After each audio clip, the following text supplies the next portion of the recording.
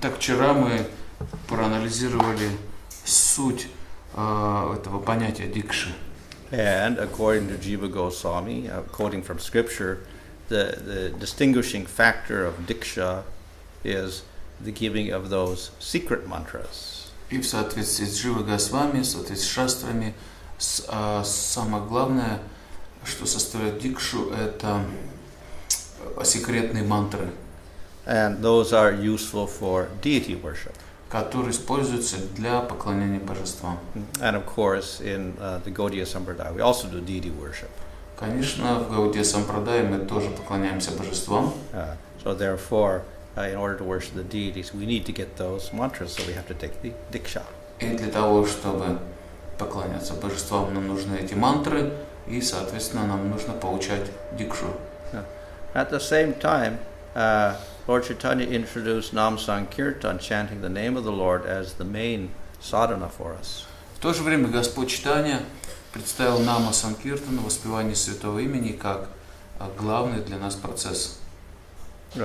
So, of course, the name is open for everyone, even without diksha. They can chant the name of the Lord. И, конечно же, имя доступно каждому. Каждый может воспевать его без получения дикши. But in order to attain prema, we also need proper instructions. Но чтобы получить прему при воспевании, нам нужны соответствующие наставления. So therefore, even for chanting the holy name, in order to get prema, we need Shiksha Guru. Итак, для того, чтобы получить Кришна прему, воспевая святое имя, нам необходимо шикша. So there are many quotations. Simply by chanting the holy name, you can get prema. Итак, есть множество цитат, в которых говорится, что просто воспевая святое имя, вы можете получить прему. We can also get prema by any anga of deity worship, including archana. Также мы можем получить прему благодаря любой анге преданного служения, включая арчану, поклонение божествам. And in the deity mantras is also the name of the Lord. Ибо в этих мантрах, предназначенных для поклонения божествам, тоже есть имена Бога. However, those mantras require qualification to chant, and the qualification is the guru must judge you as being a proper standard. Но, однако, чтобы воспевать эти мантры, дикша-мантры, человеку требуется определенная квалификация. И эту квалификацию определяет гуру. Он видит, соответствуете ли вы определенному стандарту. Of course, the meaning of mantra is there is name of the Lord, but there's also other words like namaha or swaha, and so the name gets grammaticalized into a case like Vasudevaya namaha, etc. It's not just Vasudeva, it's Vasudevaya namaha, and then we have bead syllables like om or klim or aim or whatever as well. So that constitutes a mantra, and that requires the qualification. It's kind of grammatical qualification. No, that in order to chant that mantra, you have to be qualified by guru so that it has effect. И чтобы повторять эти мантры, вы должны быть квалифицированы, гуру должен в этом убедиться, чтобы был эффект от их воспевания, поскольку эти мантры, помимо имен Бога, содержат другие слова, такие как намаха, сваха, или биджи, такие как ом, клим, аим, и там все склоняется согласно грамматическим правилам, не просто васудева, допустим, а васудева, намаха и так далее. И все это требует квалификации, и все это делает там содержащиеся там святые имена как бы грамматически как бы обусловлены, ну, как можно так сказать. And they gain their potency by being passed through the Vaishnava. The Vaishnava speaks the mantra to the disciples, so that gives it potency. И силу этим мантрам дают вайшнавы, когда они произносят эту мантру и дают нам ее. The name of the Lord is simply calling out to the Lord. А воспевать святое имя означает просто взывать к Господу. There's no verb. Там нет глаголов. There's no bija syllables. Нет этих слогов, называемых биджами, семени мантры. So these do not require qualification, and they still have effect if you chant or hear them. То есть воспевание святого имени не требует квалификации, и тем не менее оно оказывает свое влияние, дает эффект, если вы повторяете святое имя. Right, so therefore, very, very practical for Kali Yuga where nobody's qualified. Поэтому святое имя очень практично для Кали-юги, когда нет квалифицированных людей. So 1,000 times in the day of Brahma we have Nam Sankirtan as the main process in Kali Yuga. То есть это случается только один раз в тысячу, в 1000 дней Брахмы, один раз вот этот процесс Санкиртана дается в одну из 1000 Кали-юг. Yeah. So the process of chanting the holy name is the most powerful of all processes in bhakti. И вот этот процесс воспевания святого имени самый могущественный из всех процессов бхакти. So, of course, we're continuing from what previous tradition. So we continue with deity worship and we continue with the process of diksha. Итак, мы преемники предыдущей традиции, поэтому у нас есть и поклонение божествам, и процесс дикши. So, in the Gaudiya Sampradaya, particularly with Bhaktisiddhanta Saraswati Thakur, and after in ISKCON and other Gaudiya mats, we have a more specialized system of initiation. И в традиции Гаудия вайшнавизма, вот после Бхактисиддханта Сарасвати, в ISKCON и Гаудия Матхи особый подход теперь к инициации есть. So Chaitanya Mahaprabhu took initiation, he got his mantra, Krishna mantra, he got a name. That was a very simple process. Господь Чайтанья получил свою инициацию, он получил Кришна-мантру, получил имя, и все было очень просто. And then after that, he began chanting holy name of the Lord. И после этого он начал воспевать святое имя Господа. So the traditional diksha may be divided up into 5 elements called pancha samskar, 5 purification rites, actions. Традиционная дикша содержит 5 самскар, 5 очистительных действий. One is getting tilak. Первое — получение тилаки. Another is getting branded. А второе — это вот тапа, то есть вам клеймо ставят. There we see a picture of an oven with some coal, hot coals in it, and 2 pieces of iron with shankha and chakra on them. Видите, вот там печка, говорит огонь, и там вот 2 клейма раскаляются, шанка и чакра. So they take those 2 brands and then they stick it on your shoulders and burn you. Они вам в это клеймо ставят на плечи. So it's like a spiritual tattoo. Это духовная такая тату. So tapa means heat or burning. То есть тапа означает буквально это жар или огонь. So this practice is still carried out in the Ramanuja Sampradaya. I think Madhva Sampradaya also still does. А по-прежнему в Рамануджа Сампрадае и Мадхава Сампрадае они продолжают ставить клеймо. But not very current in Vallabha Sampradaya and Nimbarka Sampradaya, as far as I know, they don't do. Но Нимбарка Сампрадая, Валабха Сампрадая, насколько я знаю, не делают этого. And in the, what is it, Samskar Deepika, there it says you could take, tilak stamps and just put Shankar Chakra on your shoulders. You can. Yeah. И также вот в Самскара Дипике говорится, что можно и тилаки себе выжечь. Okay. So, third element, the samskar, is getting a spiritual name, like a rebirth. А третий элемент этой дикши самскары — это получение духовного имени. Вы заново рождаетесь. When you're born, you get a name from your parents. Когда мы физически рождаемся, мы получаем имя от родителей. So this is your Vaishnava spiritual birth, so you get a name from the guru. А когда мы рождаемся духовно, мы получаем духовное имя от гуру. Yeah, so Krishna Das, Gauranga Das, Nityananda Das, etc. Вот такие имена получаем. So this is common in among the Gaudiyas and the Sri Vaishnavas and others. Это вот общее распространенное среди Гаудия Вайшнавов, Шри Вайшнавов. And then the most important part of that Pancha Samskar is receiving the mantra. In our case, it's Krishna mantra. И самый главный ингредиент этой панча самскары — это получение Кришна мантры. In other sampradayas, like Sri Sampradaya, it'll be Vishnu mantra. В других сампрадаях они получают Вишну мантру. So this is the secret mantra. И вот это имеется в виду секретная мантра. It may be one mantra or maybe many mantras. А это может быть одна мантра или много мантр. So in Brihad Bhagavatamrita, Gopal Kumar just got one. I think it was 12-syllable mantra or something like that. В Брихад Бхагаватамрите описано, как Гопа Кумар получил одну 12-сложную мантру. And Lord Chaitanya seemed to have got one mantra also. И Господь Чайтанья тоже получил одну мантру. But in our Sampradaya generally we get more mantras. We get Vaishnav Gayatri, so we got Krishna Gayatri or Kam Gayatri, we get a Krishna mantra, we get a Gauranga Gayatri or Gauranga mantra, we get a Guru Gayatri or Guru mantra. Но в вайшнавской, нашей традиции, Гаудия Вайшнавской, мы получаем много мантр. Мы получаем Брахма Гayatri, мы получаем Гуру Гayatri, Гуру мантру, Гауранга Гayatri, Гауранга мантру, Кришна Гayatri, Кришна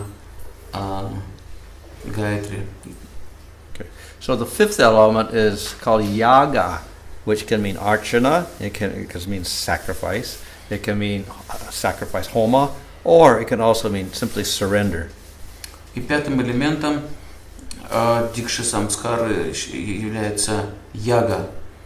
То есть вы получаете возможность или предаться просто, или поклоняться божеству, возможность совершать жертвоприношения. Okay, so as I said, generally the North India and the Gaudiyas, we don't do the tapa, and we don't do any homa, and the archana, of course, become qualified for archana by getting the Krishna mantra. И вот в нашей северной Гаудия Вайшнавской традиции мы обычно не получаем вот эти клеймо, мы получаем все остальное, и мы получаем дикша мантры, тоже Кришна мантру, которая позволяет нам поклоняться божествам. So the whole ceremony seemed to be quite simple originally, like with Lord Chaitanya or the followers of Lord Chaitanya when they gave Diksha. You simply get the mantra, give the mantra to the disciple, give him a name. То есть при Господе Чайтанье весь процесс выглядел очень просто. То есть получали дикша мантры и получали имя. And of course he may give instructions. Ну, конечно, могли еще получать наставления. He may tell them to chant Hare Krishna. Могли им сказать, теперь повторяй Харе Кришна. Okay. So, and even today, we'll see that many groups have a very simple ceremony, like in Radharaman temple when they give Diksha. They give the mantra, give the name, finish. И вот до сих пор в некоторых группах, например, в Радхарамане, храме, там, когда дают дикшу, просто дают дикшу и дают имя, все. Now in Hari Bhakti Vilas, they give a very elaborate ceremony for Diksha. В Хари Бхакти Виласе описана очень подробно церемония дикши. It includes a very complicated fire sacrifice. Это включает в себя очень сложное огненное жертвоприношение. But it seems that in the Gaudiya Sampradaya, nobody really follows that as far as I know. Но, похоже, в нашей Гаудия Сампрадае никто этому не следует, насколько я знаю. So they don't do fire sacrifice, they just give the mantra and a name to a person. Есть огненное жертвоприношение, дают мантру и имя человеку, все. Now, with Bhaktisiddhanta Saraswati Thakur and establishing the Gaudiya Math, we got a little bit of a change. И когда Бхактисиддханта Сарасвати открыл как бы Гаудия Мат, он ввел некоторые изменения. Now, the Vaishnava Diksha more or less remains the same. We got the spiritual name and getting the mantras, etc. And of course, you do archana like and get tilak like that. So the pancha samskar is there in the Diksha. То есть при процессе дикши все вот так осталось. Духовное имя дают, гуру мантру дают, мантры дают сами секретные и возможность поклониться божествам. But then we also have a preliminary ceremony. Но также у нас появилась еще вот предварительная церемония. This is called giving the name Namdan. Которая называется вручение имени Намадана. But they don't consider this as initiation. In Гаудия Мат. Да. И в Гаудия Матхе Это не считается первым посвящением. So they give beads, they give instructions on chanting, and they may accept a few vows, chant some rounds or whatever like that. Они дают имя, дают четки, как бы побуждают следовать некоторым обетам, типа повторяют столько-то кругов, какие-то наставления еще могут дать. Sometimes the person who gives the beads becomes their Diksha Guru later on, sometimes not. И иногда тот, кто дал вам четки, становится потом дикша гуру, а иногда и нет. And sometimes they also give the name at this time. Like Krishna Das, Gauranga Das, they give a spiritual name. Инамдан. Yeah. И также они вот при этом дают духовное имя.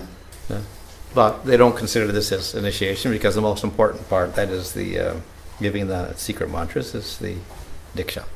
Но при этом они не считают это настоящим посвящением, поскольку настоящее посвящение это дикша, когда вам дают секретные мантры. So previous to Bhaktisiddhanta Saraswati, this thing didn't exist, the Namdan part, only the last part. То есть до Бхактисиданта Сарасвати вот этой первой части вручения имени не существовало, была только вот вторая часть вручения секретных мантр. Это называлось дикша. Okay, now we got another addition.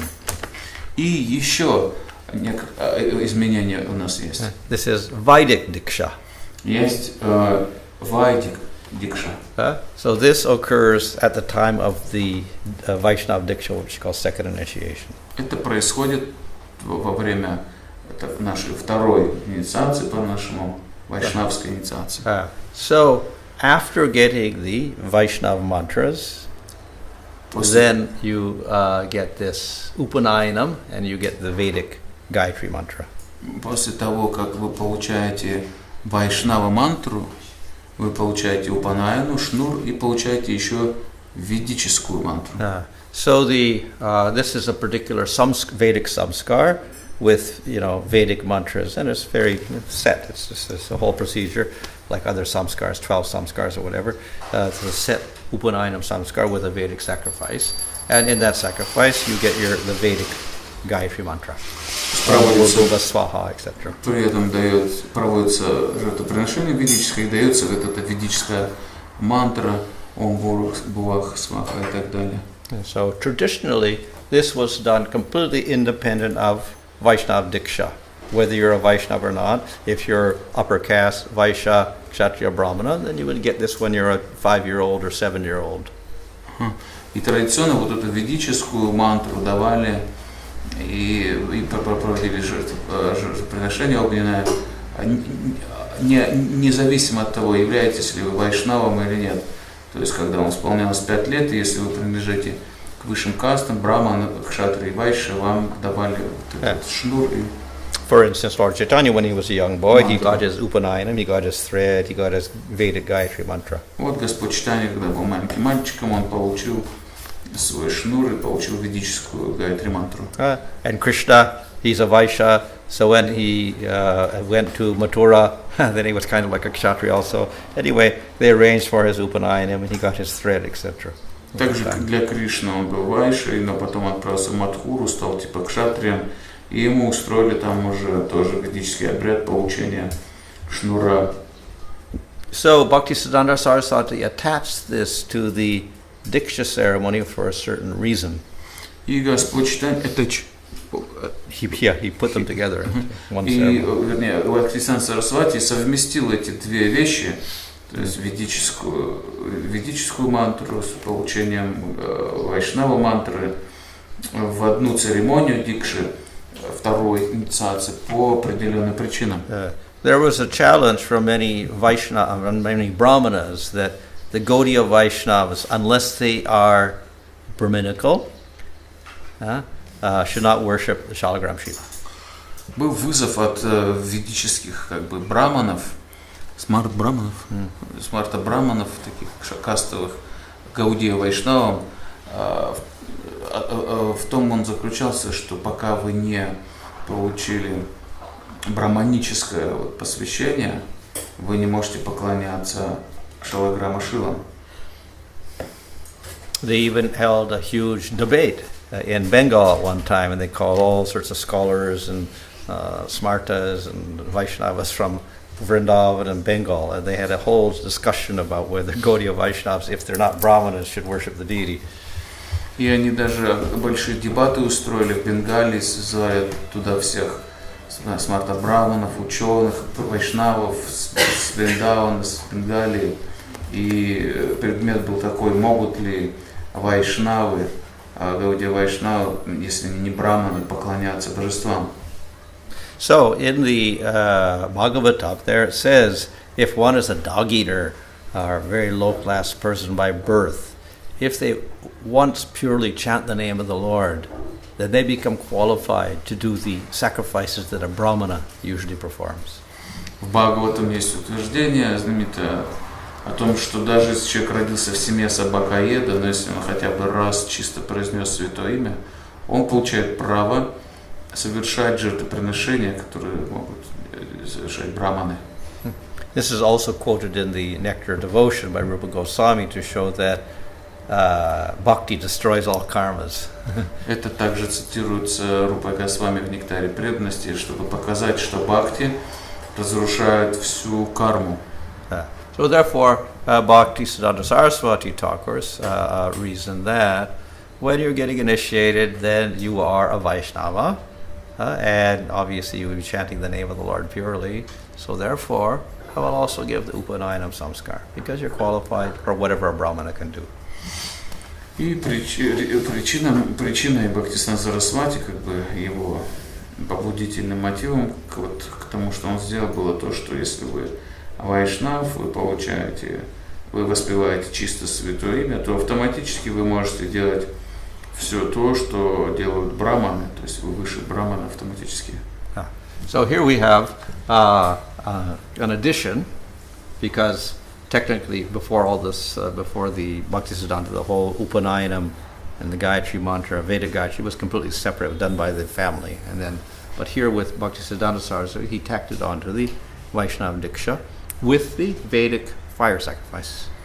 Итак, еще раз, традиционно это была отдельная церемония, когда вручали шнур, давали ведические мантры, а Бхактисиданта Сарасвати это объединил с Дикша инициацией, когда давали секретные мантры, и также жертвоприношение огненное ввел.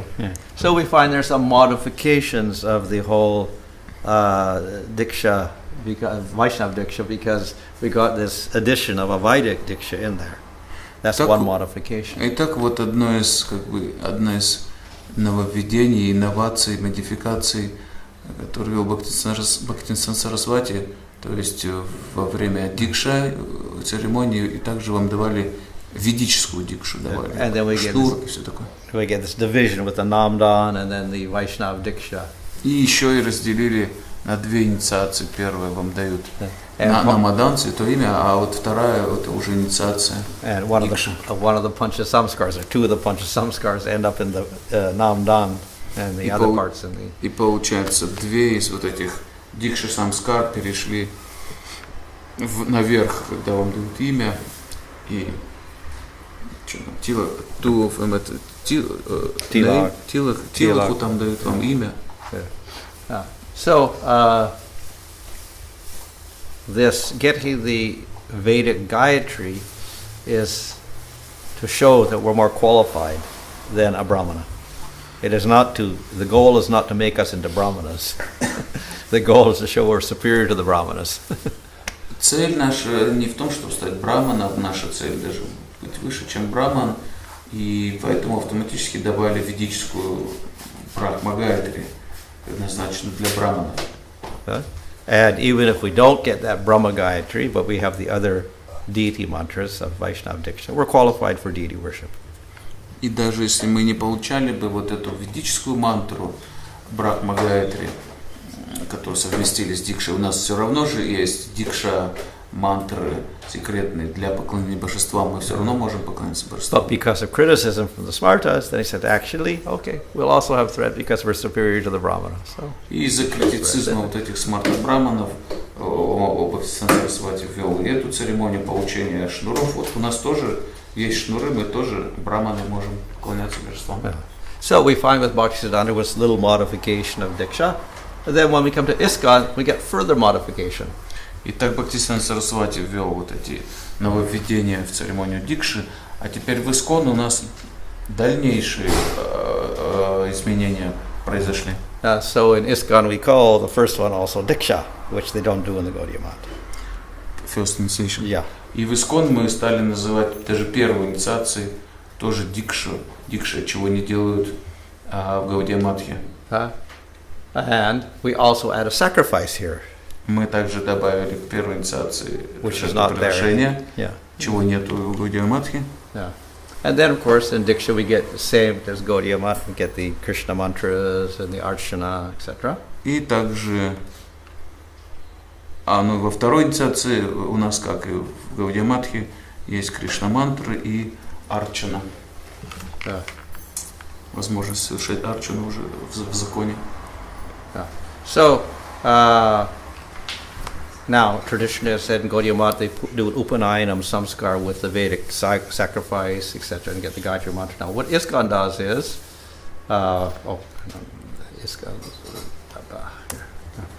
in ISKCON, we do a fire sacrifice, but it's not the Upanayanam sacrifice. Traditionally, you mean Bhaktisiddhanta Saraswati? No, us, ISKCON. This is ISKCON. No, but you said They do first. the Partizan, they do the Upanayanam samskar. То есть Бхактисиданта Сарасвати добавил к Дикше Упанаяна Самскару, получение ведической мантры, а мы, and in ISKCON, we have Fire sacrifice, but it's not Vedic. огненное жертвоприношение, но оно не ведическое. It's the same sacrifice we do for the first initiation. Оно такое же Вайшнава яги. Yeah, it's just pranam mantras basically. Оно такое же, как не ведическое, а как и при первой инициации огненное жертвоприношение, вайшнавское огненное жертвоприношение, когда произносятся пранама мантры. And of course, we do give the Vedic Gayatri mantra, but we also give it to women even, and they don't do that in the Gaudiya Math. И мы даем также при этом, при втором посвящении ведической Гайатри мантры, и также это делается даже для женщин, чего не делают в Гаудия Матхе. So women can get the other mantras, that is the Vaishnava mantras, but not the Vedic Gayatri, because traditionally women don't become brahmacharis. In Гаудия Матхе. Well, even in the Vedas, traditionally you don't see women becoming brahmacharis. And No, I mean, Vaishnava mantras for women given. yeah, well, the Gaudiya Math gives them, in Gaudiya. but they don't give the Vedic Gayatri to the women. А женщинам в Гаудия Матхе не дают ведическую Гайатри мантру, но дают Вайшнава Гайатри. Это делают потому, что женщины традиционно никогда не могли быть как брахмачари в особой категории такой. So, and also in ISKCON, then in the first initiation, we put an emphasis about vows. So you follow regular principles, chant 16 rounds, you vow loyalty to the movement, loyalty to Krishna, loyalty to Guru, etc. So we put quite a bit of emphasis on the vows. И также в Исконе довольно сильный акцент на обетах при первой инициации сделали. То есть мы даем обеты, вот 4 принципа, 16 кругов, верность Искон, верность Гуру. Okay. So, and we can summarize it like this. We call this first initiation, and then we have vows, plus we have a fire sacrifice. Then we have second initiation with Krishna mantra Archana. Then we have Vedic Gayatri with a fire sacrifice, which isn't Vedic, plus the women also get it. Вот это как бы итог. То есть при первой инициации в Искон дают тилоку, имя, дают обеты и проводят жертвоприношение вайшнавское. При втором посвящении дают уже Кришна мантры секретные, есть право заниматься арчаной, и дают ведическую Гайатри мантру, при этом проводят жертвоприношение, но не ведическое, а вайшнавское, также и для женщин. So, any questions so far? Вот сейчас вопрос есть вот на этом моменте? Can you clearly define? So we have Krishna mantra, Vaishnava mantra, and Vedic mantra. Yeah, Yeah. Three types. Can you say So which mantra is which? So we have. We have Krishna mantra, Vaishnava mantra, and Well, Krishna is a And- mantra. and- They're all- It's a Vaishnava mantra. Krishna mantra is a Vaishnava and mantra. same.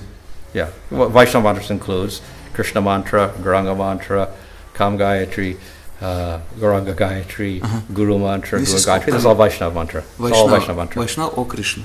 Huh? Is it Krishna or Vaishnava mantras same? Well, I assume Krishna is the main one is the Krishna mantra, but they're all Diksha mantras, This as is called- opposed to the Vedic Gayatri And there is and the first Harinam, one. which are not, First one is Vedic Gayatri. which is not part of Vaishnava Diksha. Mhm. That's Vedic Diksha. So from the 7 of our Gayatri mantras, first is Vedic Gayatri mantra. Yeah. Then the rest is And the rest Vaishnava is Gayatri, Vaishnava Vaishnava Gayatri. mantras. All Krishna's mantras are the same. Well, we just call it Vaishnava mantras. They're all Vaishnava Vaishnava mantras. Diksha mantras. They're all So, Diksha mantras. Totally we have only two divisions, yeah? Vedic Gayatri And Vaishnava. And Vaishnava Gayatri. Only two. Vaishnava, yeah. Ага.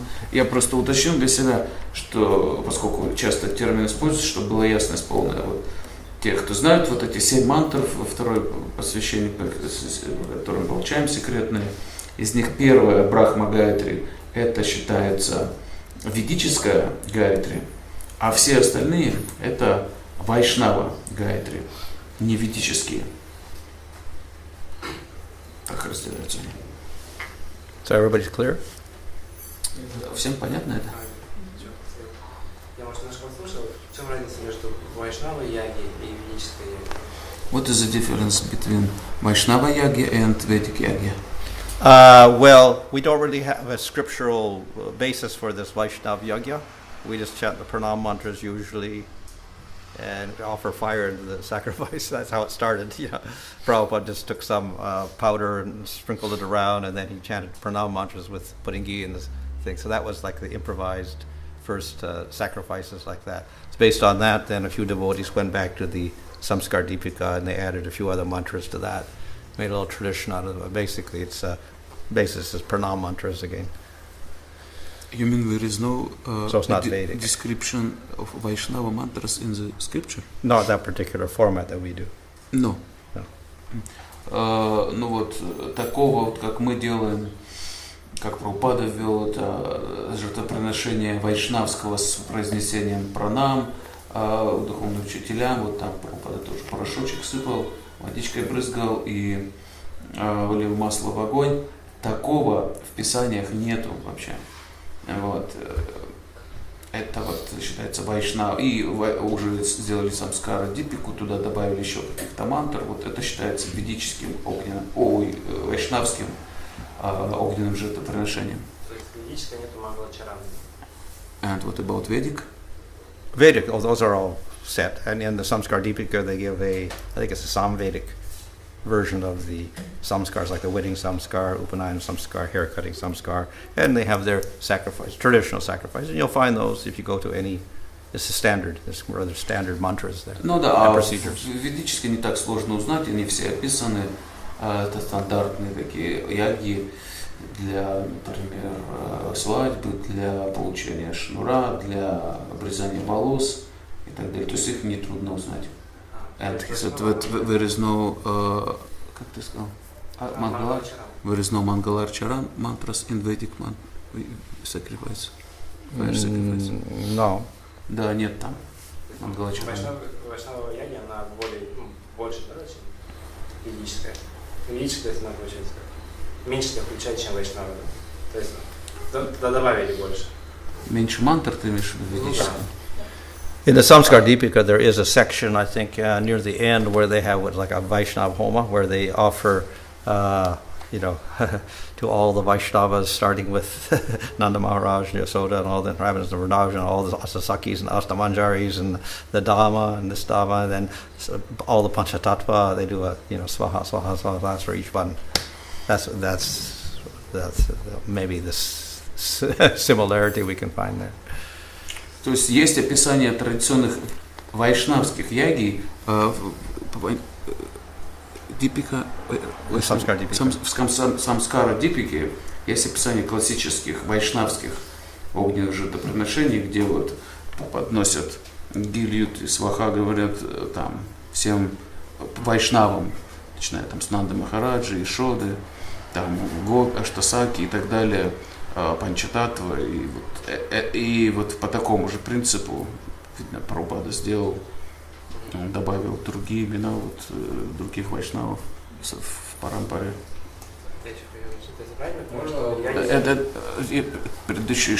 And so it means Vaishnava fire sacrifice become bigger by quantity of mantras, or Vedic fire sacrifice is more bigger. I mean more mantras included. Oh yeah, like the Upanayana is a very long ceremony. It goes on for 2 hours or something. Vedic is longer. All sorts of different rituals, chanting mantras and whatever. Yeah. Конечно же, ведическая мантра о яге, она больше, она там, допустим, один шнур начать, если все правильно делать, там 2 часа надо мантры только не произносить. То есть Вайшнава is more simplified. Вайшнава ягис. Very simplified. Да, и вайшнавские яги, они очень упрощенные, очень простые. Следующий вопрос. Я правильно понимаю, что яги проводятся и для первой инициации, и для второй? Вайшнава яги. Вайшнава яги. И в Исконе, да. Они там не работают, получается? То есть без яги инициации не будет? So we have for 2 initiation we have Vaishnava yagis, and it means that without yagi this process doesn't work. But it doesn't work? A process of getting first initiation and second initiation. Well, as I said, it didn't start out as initiation. The first one was called Namdan, then we called it initiation, then we had a fire sacrifice. In any case, chanting the holy name is successful, whatever you do. Ну, то есть, как подробно было же описано, то есть изначально вообще не было никакой первой инициации, просто давали имя, то есть поэтому не было никакого жертвоприношения в любом случае. Вот, и во втором тоже, и в любом случае у нас воспевание святого имени главный процесс. То есть, другими словами, работает и без яги, поэтому that's why we can go through yagi sacrifice after, if there is no possibility. Yeah, but we don't even need it in one sense, because it wasn't even there before. Поэтому мы можем иногда без всяких жертвоприношений огненных получить инициацию.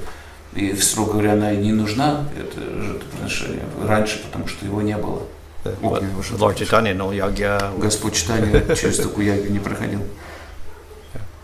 So the main thing, the success of getting the holy name is that you chant it and that you accept someone as a Shiksha Guru. That's the success. То есть настоящим успехом not the ceremony and the yagya or whatever they go with it. И является не церемония, яги или все, что с этим связано, а получение святого имени и получение хорошей регулярной шикши. Наставлений. У меня вопрос. Мне непонятно. Бхактисиданта Сарасвати ввел Намадану. Да, было сказано. А что было до этого? То есть он при первой инициации, да, ввел то, что давали духовное имя. А как было до этого, до него? So he doesn't catch. Духовное имя когда давали? Doesn't catch. После второй, что ли? When before Bhaktisiddhanta Saraswati we give the holy name, because Bhaktisiddhanta Saraswati makes 2 parts. Well, it says they don't call it 2 parts because it wasn't even initiation. So yeah, his question is when previous to that, there was no holy Namdan. name was given. You just chant Hare Krishna, no ceremony, nothing. No ceremony, Nothing. just. До этого вообще никаких церемоний, до этого не было, просто повторяя Харе Кришна, все. Это была первая инициация. It was first initiation. It was first initiation. They didn't have Before. a first initiation. They Нет, only не had было. giving the initiation of the secret mantras. Не-не-не, инициации раньше, до этого No ceremony считалось- for Hare Krishna. Да, считалось в дикша мантры, когда вы получаете, секретные мантры получаете, а когда святое имя вам дают, это вообще никаких А имя церемоний. Намадана при каких обстоятельствах менялось? And нам дан, when it was happened, нам дан. That's only with Bhaktisiddhanta Saraswati. До него вообще этого не Before him, Nothing. it was Not there. not there at all. Only diksha mantras Sit finished. Yeah. and no nam. Танцевали То есть до Бхактисиданта Сарасвати не было никаких даже изменений имен, просто давали вам секретные мантры и все. So we got some great traditions, but actually they are very recent, so it's modifications. Да, of то есть это Bhaktisiddhanta and of совершенно ISKCON. недавние, можно сказать, изменения такие, вот, которые произвел Бхактисиданта Сарасвати. Потому что у них, у индусов, так имена все с Кришной связаны. Because every Indians we already have a spiritual name kind of holy names usually. Oh, well, then we get the name at the Diksha. Vaishnava Diksha time, that's when they get their name. Yeah. Traditionally. Yeah.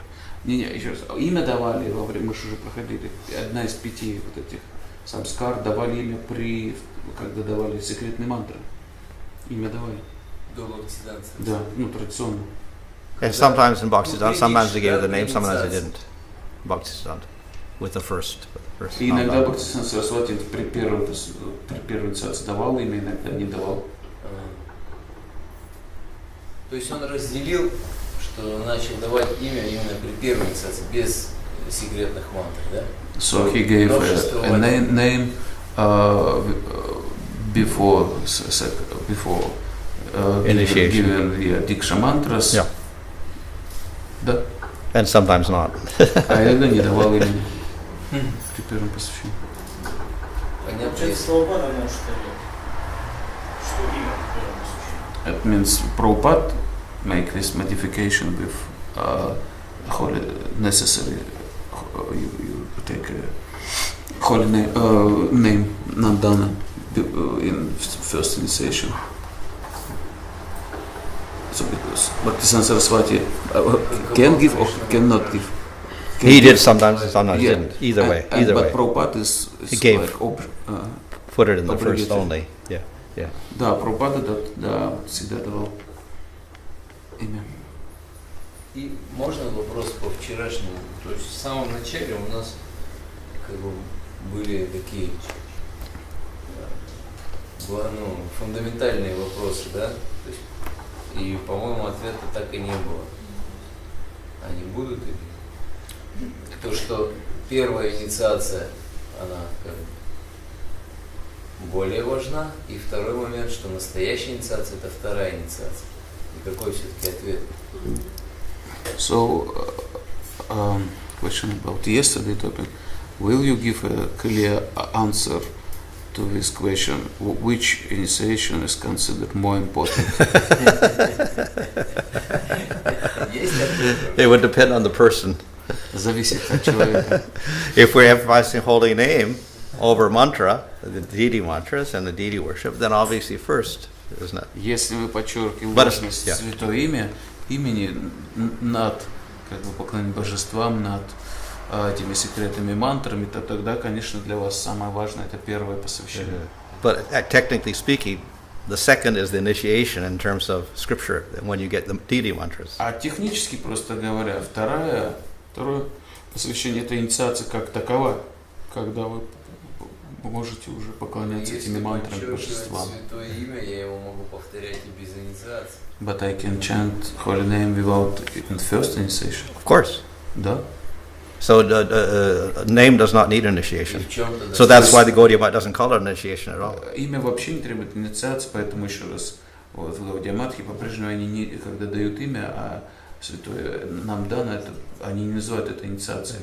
We could say that it's a formalized acceptance of a Shiksha Guru in the Можно Gaudiya сказать, Math. In the Gaudiya Math. Гаудия Матхи это формальное принятие шикша-гуру Ну, происходит. а в чем тогда смысл в ИСКОН? But, Принятие метода первой инициации. Да? but what is the point that we have this more strictly system of first initiation in ISKCON? What is the point? Yeah, what is the point if in Gaudiya Matha they don't have such a... Well, we give more emphasis to chanting the holy name, I suppose. That's what it means. Я думаю, это так в ISKCON, потому что мы такой сильный акцент делаем на воспевании святого имени. Мы хотим подчеркнуть важность этого. Ну и плюс мы даем обеты сразу. Plus we giving us our vows. Hmm? we The keep our vows, yeah, vows. with the vows, we give more importance to it. Да, то есть мы и обетам тоже придаем большое значение. So you notice at the beginning I gave two quotations of Prabhupada. One he says, first initiation you should consider to be more important. And then another he said, well, second initiation is the real initiation. So he says two things. Итак, Прабхупада вот эти две вещи и сказал. Мы вот приводили цитаты, вот парочку о том, что первая инициация – это самое главное, и также вторая инициация – это настоящая инициация. So both statements are true. То есть оба утверждения истины. Because we put emphasis on chanting Hare Krishna rather than the deity mantra, so that first is more important. Поскольку мы больше акцент делаем на воспевании святого имени, чем на мантры божеств, поэтому мы подчеркиваем больше первое посвящение. But actually, the technical scriptural definition of Diksha is that you get the deity mantra, so that's the second. Но технически по Писаниям инициация – это когда вы получаете эти мантры божествам поклоняться, и это второе посвящение. Actually, in Russian we have a real initiation, second initiation, and more important, it's different in meaning. Real, something that is real, it's not necessary that this is more important. Okay. In Russian. Okay. So, more important first initiation, but real initiation second. Yeah. And there is no contradiction. Okay. Kind of. We can say like that, I guess. Ну да, вот вопрос, что на самом деле даже в русском языке, то есть более важно это первая инициация, так и звучит в цитате, но настоящая инициация это вторая, и нет противоречия, то есть это как бы настоящая инициация, но более важно это первая, и в этом нет противоречия, просто разные вещи чуть-чуть. So in other words, the first is not really initiation, but it's more important because Да. it's Hare Krishna. Да, то есть первая не настоящее даже посвящение в этом смысле, но она более важна, поскольку вы получаете Харе Кришна. А настоящее Этого посвящение. достаточно. And this is necessary, first initiation. And first initiation is necessary. Well, see, it's I mean, we call it initiation, but sufficient. actually it's not. Well, no, if you second initiation is necessary for deity worship. What we call second initiation. Второе посвящение, то, что называем, это необходимо просто для поклонения божествам. Ну, понятно, да. И в этой связи понятно вот то, что в Писании говорится, да, что можно и без инициации вернуться в духовное. Имеется в виду без этой, без второй, да? And in this sense we can understand that in the scriptures there is statement that you can come back to Godhead without initiation, and it means without second initiation. Yeah, that's what traditionally Diksha means, that second. Да, то есть Getting the deity традиционно, mantras, that's the whole point, deity да, mantras. традиционно инициация это вторая, это вот по получению этих дикши мантр, поклонение божествам. Вопрос. То есть все эти формальности, там, яги, там, еще что-то, это нужно больше для того, чтобы человек сформировалась, так сказать, санскара, да, вот, какое-то воспоминание, эту жизнь, что я вот вошел, да, вот, придать особое значение тринадцатого имени. То есть мы получаем, вот яги проводим, это все красиво, и человек вспоминает важность тринадцатого имени.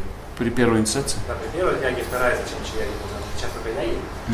Просто человек отпечаталось, это имеет формальный оттенок, просто для красоты. And in this sense, what is the meaning of two fire sacrifice? Maybe it's because for make some impression, good samskaras Possibly. through whole life. Yeah, Everything yeah, is yeah. very beautiful and so on. The why fire? Ну да, возможно, мы хорошо говорим. Зачем огонь тогда? Вот вопрос. То есть это не играет никакой роли такой, ну, то есть это не так. Оно все равно работает и без этого. То есть получается так, элемент красоты. I say it like in the Gaudiya Mat, or in traditionally Diksha is simple ceremony, no fire sacrifice, just give the mantra. Вот That's видите, it. картинка, вот эта традиционная, традиционная ведическая церемония вручения мантр, никаких огненных жертвоприношений, ничего. And he's asking, and what is the meaning of fire sacrifice one more time? But just for... Well, I don't know because it's traditionally it's not there. Я не знаю, не могу ответить, In the поскольку Gaudiya Sampradaya. традиционно в Гаудия Сампрадай, то есть никаких Perhaps. огненных жертвоприношений не было. Perhaps because they did have the Vedic sacrifice with Upanayam in the second, then Prabhupada just assumed there was fire sacrifice for everything. Mhm. Maybe, I don't know. And for first one when? Yeah, for first and second. He didn't differentiate. Ну, я предполагаю также, что поскольку добавлено было вот ведическое поучение Упанаяны, Шнура и ведической мантры первой, Гайатри мантры, и поэтому тогда для получения этой мантры нужно жертвоприношение ведическое, поэтому Прабхупада ввел, наверное, из-за этого, и для первой, тоже оставил. And when Prabhupada went to America, he didn't have those manuals with the Sanskrit mantras for wedding ceremonies and Upanayanam with him. So when he did the first wedding ceremonies also, it was just Namo Vishnu Padaya Pranam mantras also. Вайшнавас. Yeah, it was all the Vaishnava stuff. There was nothing Vedic at all in it. И когда Прабхупада в Америку отправился, и вот дошло дело там до первой свадьбы, до вручения шнуров, у него не было с собой всех этих, как их называть, инструкций, всех этих книг по самскарам, какие-то мантры ведические нужны. И он поэтому просто вайшнавские все проводил, Намо Вишну Падая, все такое. Это классические ведические, вайшнавские огненные жертвоприношения при ведическом обряде фактически, свадьбу, например. Как бы, строго говоря, противоречие. Ведический обряд о вайшнавском яге. Okay. Well, another question. Хотел спросить, вы говорили, что со второй инициацией только можно поклоняться божествам, хорошим, а Гаура Нитаю можно поклоняться? Без второй. А? Без второй. Да, без второй. Can we worship Gaur Nitai without second initiation in ISKCON? Well, At home. technically, if it's deity, Archana, according to Pancharatra, you would need the mantras. Технически нет, потому что это арчана и нужны мантры. Согласно Панчаратре. But we don't want to follow Pancharatra. We can improvise many things. Но мы как бы не следуем особо Панчаратре, мы не заморачиваемся, так сказать. Pray for Lord Chaitanya's mercy. Милость Господа читания. Технически нет? Технически нужно второе посвящение. Но есть еще милость Господа читания. Другими словами, надо стремиться получить вторую инициацию. Очень трудно поклоняться, не получается, желание такого. Давай без проповеди, давай вопрос. Okay, so I'll finish up. Okay, so one thing is that traditionally in the Gaudiya Sampradaya, this ceremony was very simple. Give the mantra, give the name. That's it. Can I read? Yeah. И вот традиционно в Гаудия Сампрадая, Дикша, какой процесс был? Очень простой. Просто вам давали секретные мантры и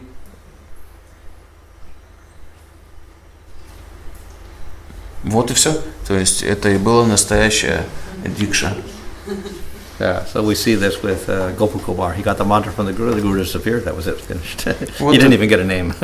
И вот эта картинка, как Гоп Кумар от своего гуру получил секретную мантру, и гуру потом просто исчез даже, и ему даже имя не дали духовное.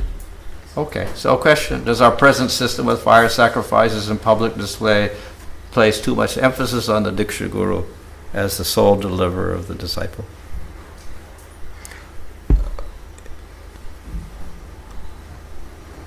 Вопрос такой. Наша нынешняя система с этими жертвоприношениями огненными и вот этим всем публичным, как бы таким, этой церемонией такой публичной, она слишком подчеркивает важность Дикша-гуру как единственного освободителя своего ученика. So, should we pursue the method we have now? Should we simplify it according to previous tradition? То есть вопрос, должны ли мы вернуться более традиционным вещам, которые были, или делать то, как Прабхупада это сделал со всеми нововведениями. Okay, so this is another little section. Who to surrender to? Who's the main person we worship? И следующий раздел – это кому мы предаемся, как главная личность, кому мы должны поклоняться. So we may have two different gurus. First initiation guru, second initiation may be different. Who do we worship more? Do we worship the Diksha Guru more than the Shiksha Guru? Do we worship Founder Acharya more than the Diksha Guru? Кого мы должны уважать больше и поклоняться гуру, который дает первое посвящение, второе посвящение, или Шикша Гуру, или основателю Ачарьи. So, according to scriptures, we give equal respect to Diksha and Shiksha Guru. В соответствии с шастрами мы должны одинаково поклоняться Шикша и Дикша Гуру. So we respect them, we serve them with devotion. Мы их уважаем обоих и служим с преданностью. With their permission, we worship the deity. И с их разрешения мы поклоняемся божествам. Now, the Shiksha Guru may also be Diksha Guru. И, конечно же, Шикша Гуру для нас может быть и нашим Дикша Гуру. Or there could be two different gurus, one just the Diksha mantra and someone else giving teachings and guidance. Или это могут быть разные преданные. Один дает Дикша мантры, а другой дает нам больше Шикшу наставления. So at present is gone. There may be Shiksha Gurus, but generally the Diksha Guru is the one that gets the most worship, the most donations, the most obedience. И традиционно сейчас у нас в Искон такая культура, что Дикша Гуру получает больше поклонения, больше пожертвований и ему больше подчиняются, чем другим. But scripturally, his real function as Diksha Guru is to give those deity mantras. Но согласно Писаниям, вот единственная функция Дикша Гуру – это просто дать вот эти мантры для поклонения божествам. Yeah. So the problem is that if the Diksha gets so much respect, he also gets power.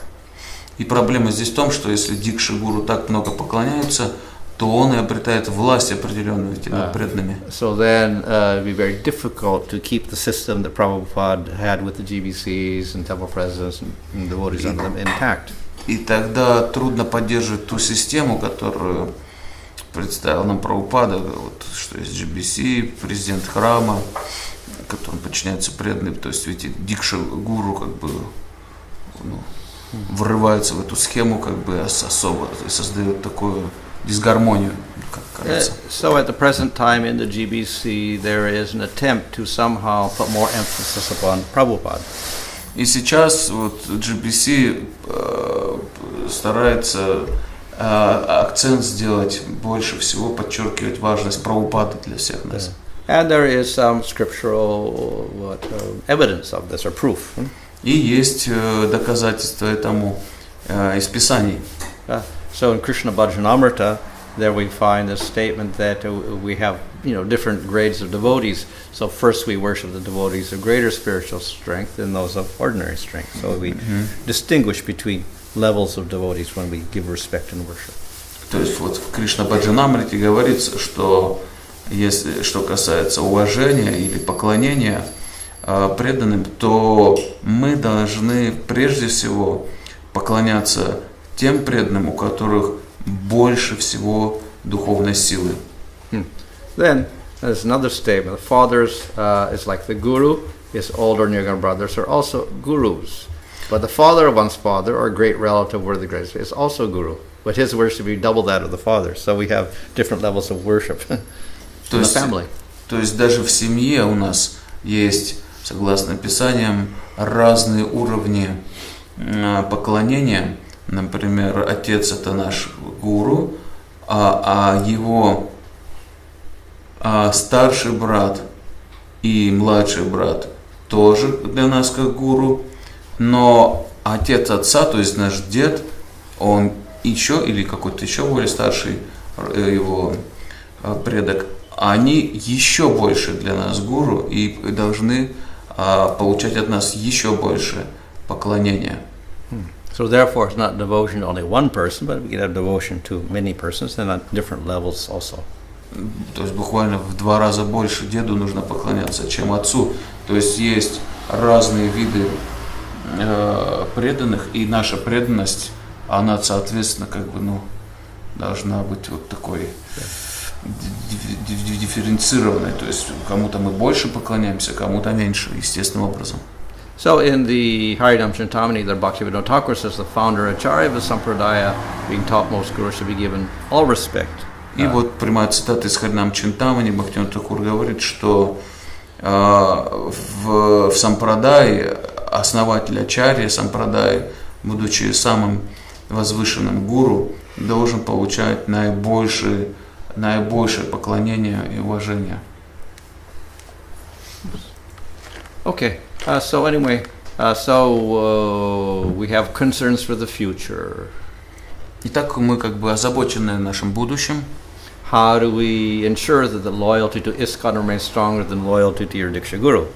Как в будущем верность Искон будет сильнее у преданных, чем верность их Дикша-гуру. Well, this is often a worry of the GBCs, that the loyalty to Diksha Guru is much stronger than loyalty to Prabhupada or ISKCON. То есть беспокойство у GBC иногда вызывает ситуация, когда верность гуру превосходит у преданных верность Прабхупаде и Искону в целом. And if we're increasing the number of devotees in the future, we need many more Diksha Gurus. А если мы хотим в будущем увеличивать количество преданных, то нам, соответственно, нужно больше Дикша-гуру. So at the moment everyone's complaining not enough Diksha Gurus. То есть сейчас вот повсюду жалобы раздаются, что недостаточно Дикша-гуру вообще. So everyone's a little bit hesitant to make more Diksha Gurus because we don't want more people with more power. Но и при этом как бы не торопятся уполномачивать новых Дикша-гуру, поскольку появится еще больше людей, обладающих вот этой властью над учениками. So, some suggestions. At least let's have a clear understanding of the functions of Diksha Guru. Вот некоторые предложения в этой связи. Мы, по крайней мере, должны ясно понять, в чем заключается роль Дикша-гуру. And this should be taught in the disciples' course and in the guru's course, so the gurus know what he's doing in Diksha, and the disciple also knows what's happening in Diksha.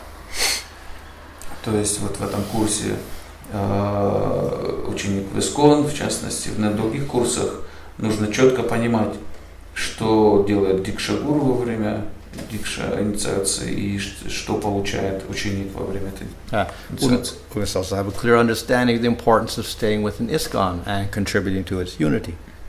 Это third one, Yeah, number 3. А третье, это мы должны ясно понять важность оставаться в Искон и все прилагать усилия по сохранению его единства. Ученик, вот эти отношения гуру-ученик, это не единственное отношение внутри Искон. So our committee in the GBC wrote a thing called Lines of Authority, so the devotee should also understand those concepts. И вот комитет при GBC, он выпустил вот этот документ известный, линии власти в Искон. Мы должны понять их, то есть вот это административная власть и духовная власть в Искон есть, мы должны четко понимать их взаимоотношения. So as far as Diksha Guru and Diksha is concerned, we can analyze it like this, scripturally speaking. The most important part is these secret mantras for deity worship. И вот что касается Дикша-гуру, This is Diksha. прошу прощения, что касается Дикша-гуру, то вот согласно Писаниям, вот все его функции крутятся вокруг секретной мантры. And we have all these other things around it, like the first initiation, second initiation, fire sacrifice, being a brahmana, getting shiksha, loyalty to Diksha Guru, etc. All these other elements are also there, but the scriptural thing is the giving the secret mantras. This is the meaning of Дикша-гуру. Yeah.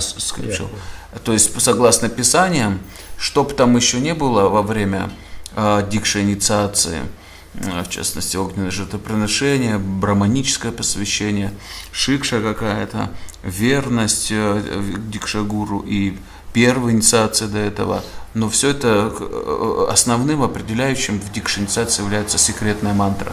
So why, of course, we can say, why do we want to change anything? Тогда можно спросить, зачем что-то менять. But we see already change was made with Bhaktisiddhanta, change was made with Prabhupada also. Но мы видим, что уже изменения сделали Бхактисиданта Сарасвати и Прабхупада. Okay, so there are 5 principles of success: how you treat the public, treatment of the members of your group, measuring the results you're getting, innovation, you got to change something, and establishing systems. These are 5 elements of success. Вот есть принципиальные 5 вещей, которые считаются принципами успеха любой организации. То есть, прежде всего, она анализирует, как она на публику воздействует, взаимодействует с публикой, внешним миром. Потом, второе, как она обращается со своими членами организации. Третье, она регулярно должна результаты подбивать. И четвертое, вот выделено, ведь должны быть обязательно нововведения какие-то, изменения. Смысл. И пятое, это должно быть систематически, то есть системная работа должна быть. Okay. So, do we need to change anything in Diksha or not? Итак, нужно ли нам изменения в дикше или нет? Yeah, we're going into the future generations, and it says here, we have to innovate. So, should we innovate Diksha or not? То есть, как здесь сказано, нужны изменения, инновации, но должны ли мы в будущем вводить какие-то изменения или нет? One problem now we have more and more devotees, less and less gurus. Сейчас такая проблема, что преданных становится все больше, а дикша-гуру их все меньше. Another is all these Diksha gurus have so many disciples they can't take care of them. What do we do? А другой момент, что у этих дикша-гуру очень много учеников, и они физически не могут обо всех позаботиться достаточно. Что же делать? Public. We have to cater to the public, yeah? So, but then public, as in the modern society, they don't like authority structures. They don't like authoritative gurus. They don't like people telling them what to do. Что касается взаимоотношений с публикой, с внешним миром, то людям, как правило, не нравится сейчас, когда есть какой-то человек такой, который будет над вами сильно доминировать, будет говорить вам, что делать. And then we have to keep ISKCON unified and make sure that the loyalties to the Diksha Guru don't become too strong. И что касается верности, то есть взаимоотношений с членами организации, верности ИСККОН, мы не хотим, чтобы верность гуру превосходила, дикша-гуру превосходила верность ИСККОНу. So, should we simplify the Diksha system, make it simpler and put less emphasis on the Diksha Guru? And still be scriptural and in line with the Gaudiya standards. И вопрос в том, должны ли мы все упростить в этом моменте, как сделать, как в традиционной системе все достаточно просто выглядело, или же по-прежнему продолжать подчеркивать важность дикша-гуру. Should we rename first initiation Namdan and then let a lot of devotees do this ceremony? Должны ли мы теперь первую инициацию обозвать это намаданой, вручением имени, и тогда куча преданных может эту церемонию проводить. So this would be a formalized Shiksha Guru who may be different from your Diksha Guru later on. То есть может быть как-то сформализировать отношения с каким-то шикша-гуру, который может вам дать святое имя, и может быть в будущем и станет вашим дикша-гуру, потому что нет. So this would we could get more Shiksha Gurus to take care of disciples and at the same time take the emphasis off the Diksha. You mean, is this dilemma? No, by having all these Shiksha Gurus, then we get more people available to teach and give instructions and less emphasis on Diksha Gurus. И должны ли мы так сделать теперь, чтобы появилось больше шикша-гуру, которые дают наставления, и, соответственно, мы тем самым уменьшим такой акцент на дикша-гуру? Okay, this is a little radical, but do we need to preach the Vaishnavas as superior to Brahmanas in the modern society? Nobody even knows about Brahmanas and the difference between Brahmanas and Vaishnavas. So is getting the Brahman thread obsolete and ISKCON or not? obsolete, it's old-fashioned. It's necessary to preach that we're Brahmins and we're superior to Vaishnavas, or we're superior to Brahmanas. Vaishnavas are superior to Brahmanas. It's necessary to tell everybody in the world that. Because nobody knows what a Brahmana is anymore anyway. So that was done by Bhaktisiddhanta to counter the Smarta Brahmanas. But we don't have any more Smarta Brahmanas in the world. So is that ceremony still useful for us? Да, и вот другой момент, что это вот Бхактисиддханта Сарасвати особенно было актуально, что он подчеркнул, что вайшнавы выше браманов и автоматически им давал шнуры. А сейчас никто, по сути-то, и не знает, что такое браманы. Вот, смарта браманы как бы все уже испарились. И нужно ли продолжать все так же, и как сделать при Бхактисиддханта Сарасвати, или что-то поменять? То есть это немножко все радикально. Вот мы должны об этом думать. Should we make a preaching strategy to develop kirtan and make it very, very attractive, so we save everybody by kirtan and put the emphasis on kirtan rather than diksha, etc.? То есть должны ли мы больше подчеркивать важность киртана, вовлекать всех в санкиртану, очень стараться это делать привлекательно, или чем, больше упора на это, чем на вот процесс дикши? So these are just suggestions for future or whatever. Ну вот это все просто пища для размышления о будущем. Можно я выскажу? Ну, А можно свет тогда? Да? Yeah, that's right. Включить, пожалуйста. цель оправдывает средства. Ответ такой, что цель оправдывает средства, смотря какую цель мы преследуем. Если мы преследуем цель увеличить наше общество, то, конечно, можно ввести какие-то новшества, упразднить, как говорится, первую инициацию. А если такой цели нет, если есть цель поддержать качество, да, ну, мы понимаем, что если увеличить, упразднить сейчас первую инициацию, подобно Гаудия Матха, то в нашем обществе появится много так называемых инициированных преданных, которые будут пить, курить и все остальное, да, и они будут называться всякие там Говинда-дас, там, Кришна-дас, но они будут, не будут соблюдать принципы, да, потому что они не будут давать обед, если их упразднить. Но нас будет много. А смотри, какую цель. А если у нас цель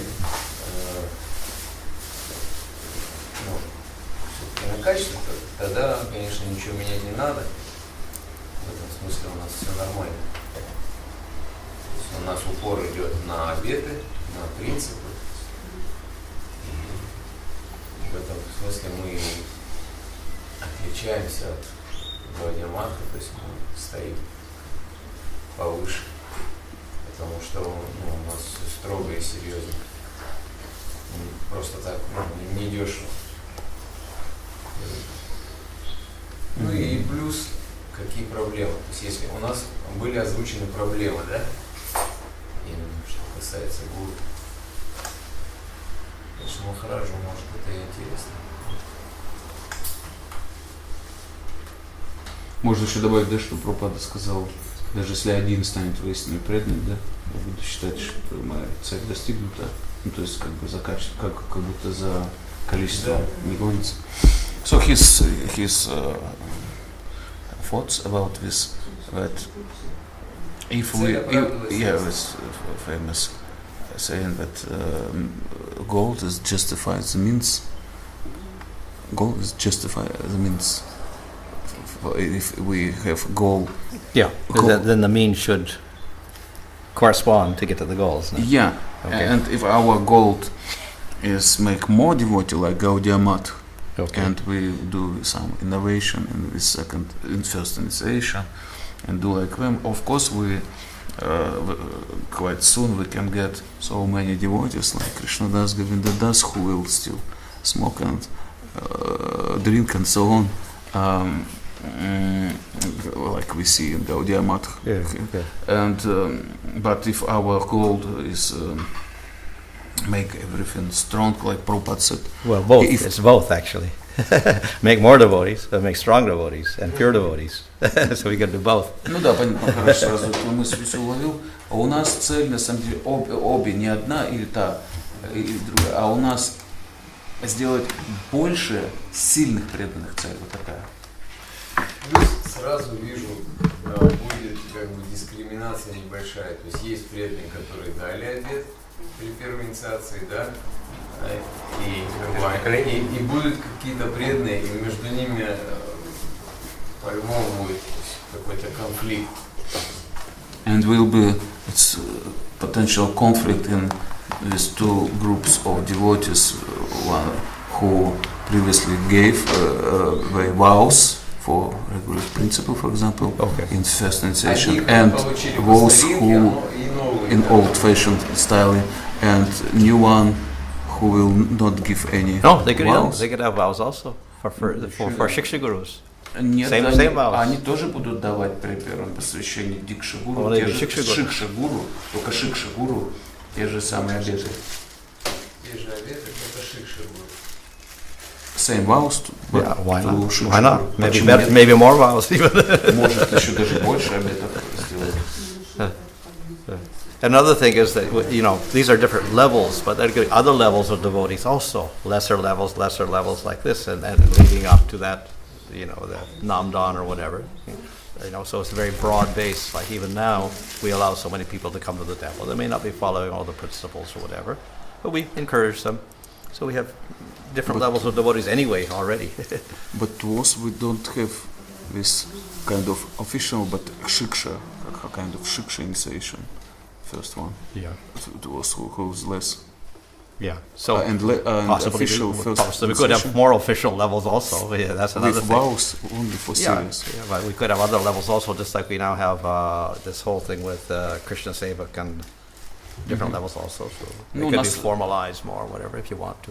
These are just suggestions. Of us. Мгм. Ну, на самом деле, да, еще раз, то есть серьезным преданным можно давать вот эти обеты Шикша-гуру при первом посвящении, а остальных преданных тоже подтягивать, но у нас уже эта система есть, вот там, Кришна Севак и так далее, вот как Бхакти Врикша.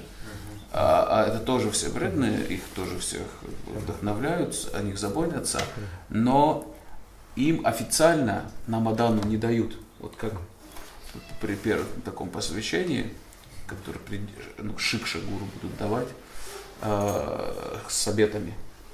Already Ну, we, тоже we have chant one round and follow 3 regulative Да, то principles. есть это уже есть, человек повторяет один Chant круг, 4 допустим, rounds, chant 6 или rounds, там chant 8 три- rounds, chant три- 12 rounds, три chant 16 круга rounds. повторяет, ну и так далее, все комбинации. Такое есть уже. А Бхакти Врикши дают обеты, давать это один круг дают. Да. То есть разные, different, we can say there is different levels of vows. Yeah, why Да. not? Why not? Да, почему? Yeah. Это уже Ну, к есть. ним не так серьезно могут относиться, он сегодня дал обед, завтра как бы. Ну, это- когда все-таки даешь обед гуру при божествах, после этого, если еще и закрепляется яги, к этому как-то преданные посерьезнее относятся, нежели чем я там Вот. сегодня на Бхакти Врикше что-то пообещал. Не, Бхакти Врикша они же тоже делают, как перед божествами, перед Прабхупадой, там праздники, там же не только это. Не так, что на Бхакти Врикша пришел, а тебе пообещал. Ну, Они для- проводят самскары обязательно.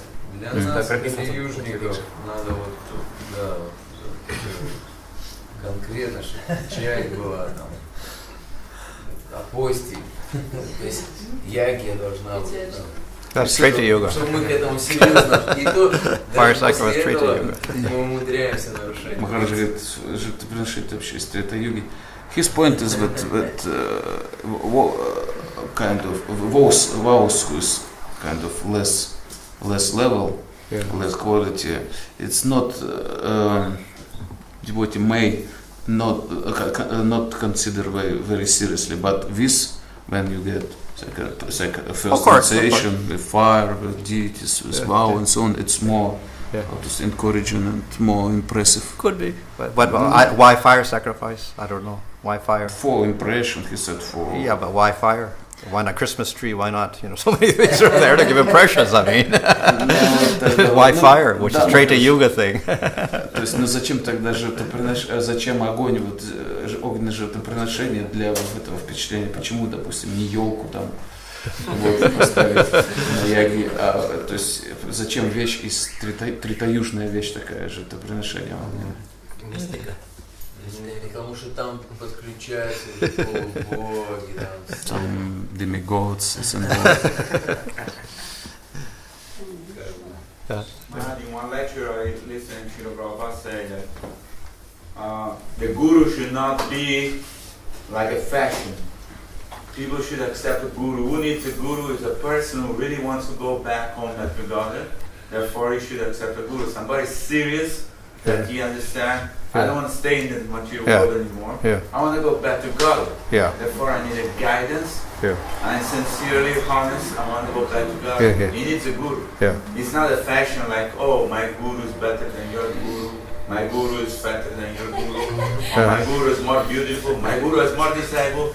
My guru has a Ferrari. I don't know what. I don't know. You know, it's like now it can become a fashion of guruship.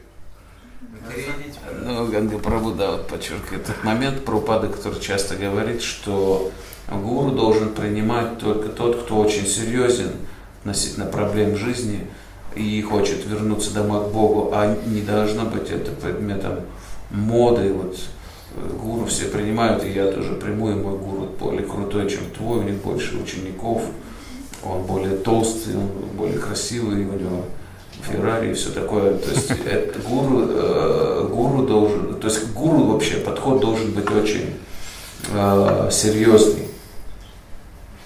Ну, этот момент он подчеркнул. Вопрос. Хотел спросить про видение. То есть получается, Бхактисиданта Сарасвати, он вел видение только как противовес нападкам Смарта Брамана, да, чтобы все регулировать. Прабхупада он внес изменения, потому что он приехал в Азабу, тут нужно тоже люди другие, подход другой должен быть. То есть и теперь дилемма, то, что времена меняются, и сейчас тоже люди другие, поэтому у нас теперь вопрос, да, нужно ли менять. So is it correct understanding that Bhaktisiddhanta Saraswati changes was due to this challenge from Smarta Brahmanas? Seems so. Yeah. Prabhupada's innovation due to new obstacles, circumstances, Western circumstances. And now we also have different times we should do something. Perhaps. I'm not saying we should, but these are, as said there, innovation is necessary to survive and be successful. So should we don't have to, but should we also innovate in Diksha also and in preaching also, or should we just keep everything as it was 50 years ago? Perhaps, то есть возможно вот это так, как вы говорите, потому что, еще раз, один из принципов успешно продолжающей функционировать организации, это нововведения обязательно должны быть. Или мы должны все оставить как прежде. То есть это вопрос. То есть сейчас проблема в том, чтобы называть Дикша Гуру все так же Дикшей или поменять это, то есть значение. У нас есть явление, тут первая, вторая инициация, да, и по сути Дикша Гуру только на второй инициации становится. То есть дилемма в том, что называть ли первую Дикшей или Шикшей. And should we continue to call our guru who gave us first initiation Diksha Guru, or should we change and say? It's up to you. От вас зависит, да, ну то есть технически, да, это правильно, то есть различить. He's part Diksha Guru because he gives you the name, which is part of the Diksha. Хотя он вам дает имя, а это часть He's Дикши. half a Diksha Guru. Ну как бы он уже наполовину, он как Дикша Гуру. Хотя мантру еще не дал, а имя-то дал. Ну, мы знаем, что Бхактисиданта Сарасвати, он вел, что даже инициация вообще уже давали имя. Когда Намадама, да, там просто давали имя. Там же даже инициация говорится. But Bhaktisiddhanta Saraswati times no name, but holy name they give. Sometimes they give names, sometimes not. Иногда давали, иногда не давали имя, да.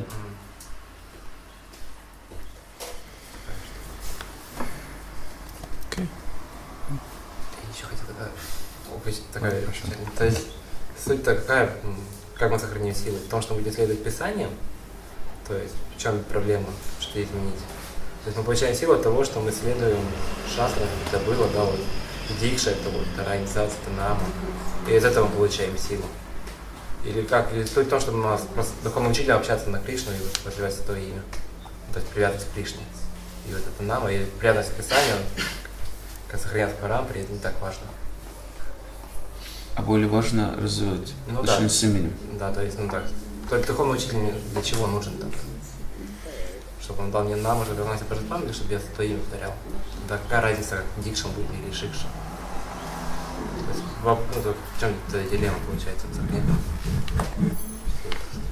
And what is the problem at all if main function of guru is give you holy name and instruction about this? And what is the No problem. real problem with Nothing. diksha? Oh, what's the problem with Diksha? Yeah, what is the problem at all? Because if main function of guru is give you a holy name and how to chant it properly Yeah. in order to get Pre Krishna Prem, Yeah. when in this But that's not Diksha. That's the problem. The Diksha is giving the other mantras. Yeah, and he said, what so is the problem with Diksha Guru at all? This is because this is such a unimportant in the light of chanting of holy name. Yeah, kind of. the problem is we do emphasize it more than anything else in ISKCON. Мгм. Да, то есть вы правильно совершенно говорите, но проблема в том, что как раз вот этот акцент чрезмерно на дикшу в ИСККОН, важность дикша гуру именно, он уже есть. And in the past, the Diksha Guru became so important that everything else disappeared. It's only the Diksha Guru, nobody else. А в прошлом вообще мы не застали еще те времена вообще. Дикша гуру настолько был важен, что все остальные просто испарились, как бы такого же даже понятия особо там шикши не было. То есть в этом проблема. Дикша гуру, кто дал посвящение. То есть такого нет у нас сейчас акцента, вот, что главное это шикша, наставление. Так ведь? Ну, то есть сам в своем сознании, вот, кто у тебя в сознании главный? Дикша гуру, кто тебе дал, ну, вот, дикша, да? Или вот, который дает тебе наставление. То есть наставление, которое... Просто у нас так в ятре сложилось, что это... Нет, так, ну, в личном сознании, да, вот эта проблема.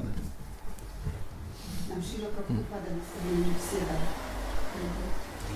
Что, я не слышу? Шрила Прабхупада всем Прабхупада все наставления. наставления нам дал.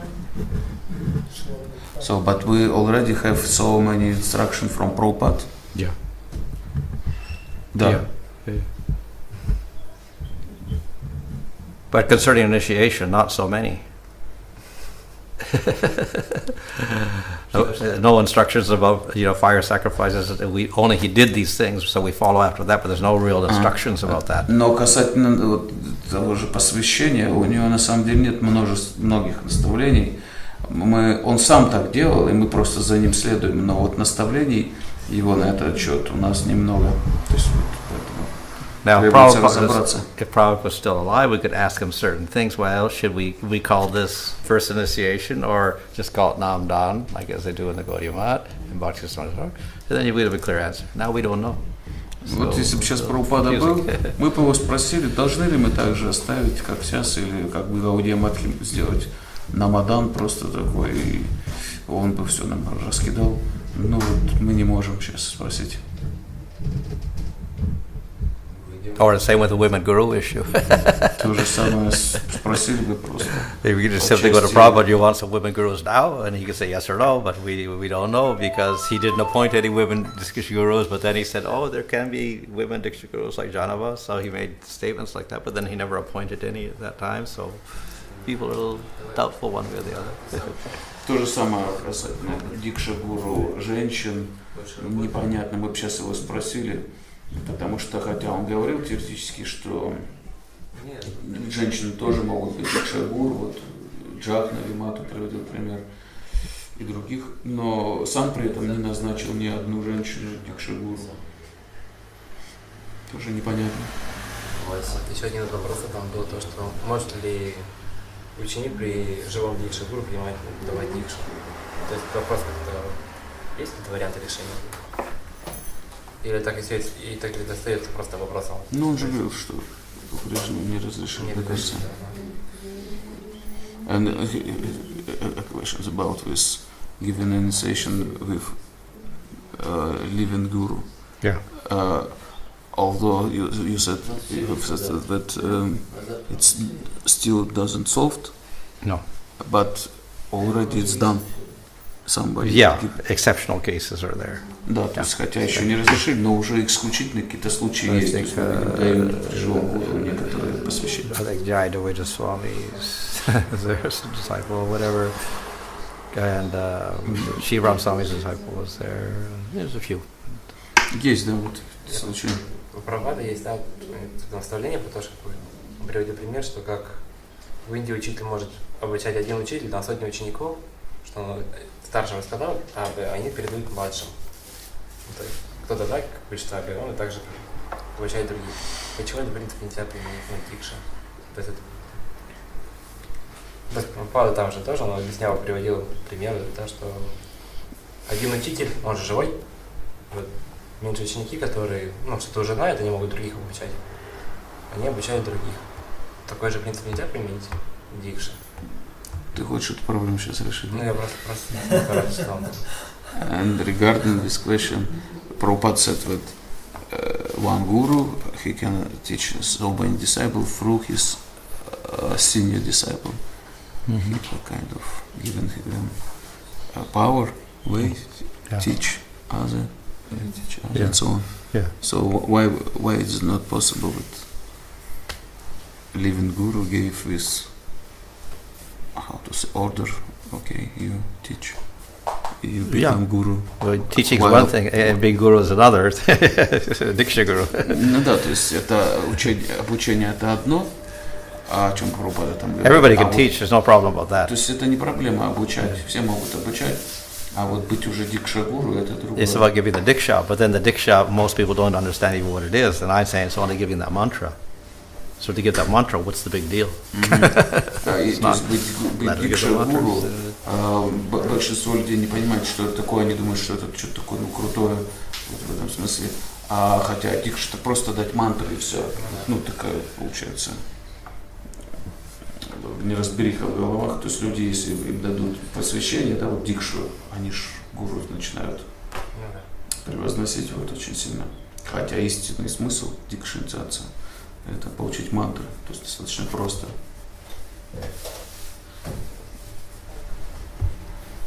Oh. Есть движение ритвиков, которые дают инициацию от полночи от исхода, от мира Прабхупады. Создается они грань между нами и ритвиками, если вы увидели. Что, если что, в конце? Если что, в конце. Нововведение.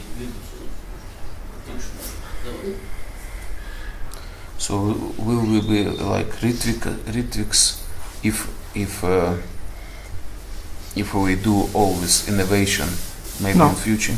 No, because the Ritvik means that Prabhupada gives you diksha Нет, through a нет, tape. That's what it поскольку means. у них, у Ритвиков, And gives you a name, well, the name he can't give, so you give your own name or something like that. give you your own name. You choose your own name. Yourself. Yeah. Yourself. То есть у них прикол в том, что они говорят, вот по Прабхупада дает вам через запись магнитофонную дает вам дикшу, а так инициацию получаете прямо от Прабхупады, а имя сами себе выбираете. То есть мы такого никогда не будем делать. А что, кирку начитывать будет? And who chants on your beats? I Ritvik don't system. know. Maybe the temple president. Maybe they don't. They haven't decided. You know, different people do different things. Maybe chant on your own beads. I don't know. Put them in front of Prabhupada. Say, Я hope не he знаю, chants on что them. они So, делают, I don't что know. сказать. Может, перед Прабхупадой их кладут, может, сами продолжать читать, либо президент храма им там начитывает. So, in conclusion, there are two different, the Shastra said there are two different topics, difficult topic to understand, Yeah. Shiva Tattva and Guru Tattva. Uh-huh. Because Shiva is almost like Krishna, it's a milk and yogurt, Yeah. and Guru is a representative of mercy of Krishna, but he's not Krishna. Yeah. So we need a Guru to understand these two topics. То есть такое заключение бы вот, правильно сделал, что есть два в шастрах предмета, считающихся непостижимыми. Это вот Шива Татва и Гуру Татва. Шива, поскольку он практически как сам Кришна, а Гуру Татва, ну вот, это тоже он как Кришна считается, да, не отлично от Кришны, и в то же время мы видим, сколько всего But it may not be the Diksha Guru. It could be the Diksha Guru that teaches that. You mean Shastra statements about unconceivable? Whatever, about Guru or Shiva or whatever. Yeah, and this is not about Diksha Guru. No, the Diksha, any Guru can teach that, not necessarily Diksha Guru. but we need somebody to teach us to understand these.